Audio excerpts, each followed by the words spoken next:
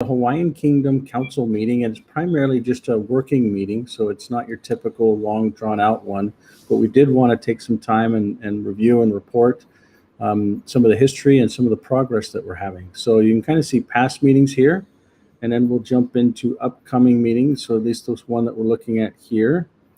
So these are some of the open topics that we still have to get out on. And the problem is we're not ready for a vote on some of these topics as we're still working through some of the basics. So Lona Key, who's actually all on. So we've got Charles, Lona Key, as well as myself that are on. And we've got a task. You can kind of see who the presenter is here, but we're stuck on citizenship because then we can do a census and then we can do some of the modifications through votes. So we can modify constitutions and other things. So there's a structure that supposedly there's a step through, and right now we are stuck here. So we're gonna take some time this week in 2 days and actually meet with some other folks to make sure that this is done correctly, and then come back. And then we'll be able to continue with this agenda.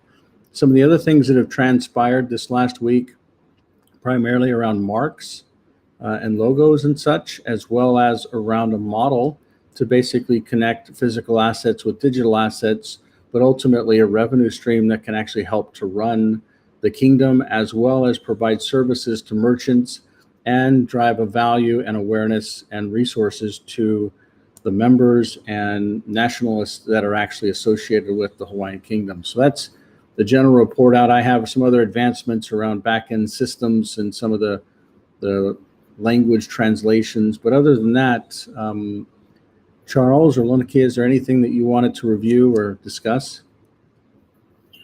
No, I think it's good that we're doing this. We know that we have to be very clear on the citizenship part of it because everything else is going to build on it. And I think it's good we're taking our time to make sure that that is all correct, because it's what we're going to stand on. Yeah. Okay. Absolutely. And part of that is your genealogy. Who are you? That's a key part, I think, in all of this too. Yeah. That's something that has been scoped, but the development work on that has not commenced, so to speak. Actually, we've got some systems stood up, but there's a lot of work around that as it relates to decentralized genealogy systems. There's already some that are centralized, but so we'll go ahead and provide an update on that as well.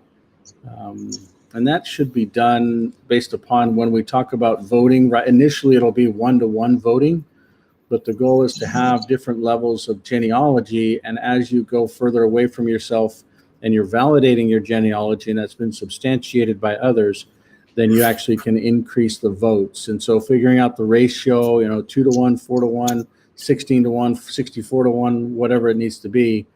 But that's a process that we'll be able to get through after we get through some of these steps here. So again, the next one is what we've got this what we call alien laws, which ties to what is a nationalist or a citizen or a member within the Hawaiian Kingdom, and then how does that tie to census, and how does that tie to votes, and how does that tie to some of the modifications that can happen within here. So there's just a quick overview. There's no formal meeting, no quorum, no voting, but just did want to follow through with a cadence of a meeting to at least set an example there. So any other closing thoughts, anyone? No, I think we're all good, but the Hawaiian decentralized genealogy was already there. It was either in your family Bible or stories from your aunties and your uncles. And so if you can still connect with your families that might have that, a lot of the families do. And so you have that decentralized attitude already, and we'll just move it forward. Yeah, exactly. And you know what's good too with our genealogy is there was that time period when nobody wanted to share it because it could actually, some people were being killed because of their bloodlines. They were being put out of circulation. Some people were having properties stolen from them because of the genealogies. But today people are more open about sharing it because they understand it's going to save us, and it's going to save their land. So it should be easy to get people to contribute their genealogies.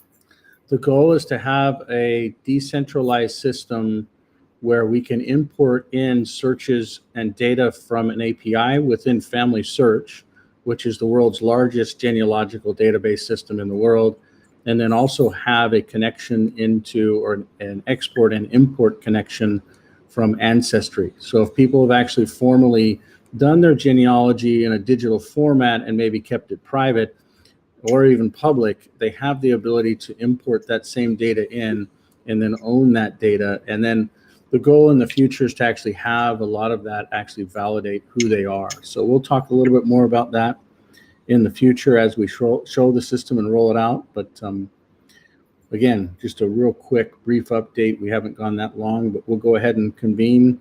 Like, it's not even a formal meeting, but that's the report out. So again, you know, we've got an agenda that we're trying to track to, working meeting that we're progressing.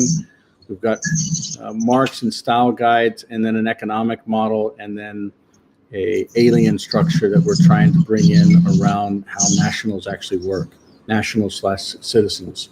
So thank you for your time, everyone, and we will see you in, well, we'll actually do our next meeting in 2 days, but our online meeting next will be on the 21st of November. So much love, and we'll go offline now. Thank you. Thank you. Talk to you guys later.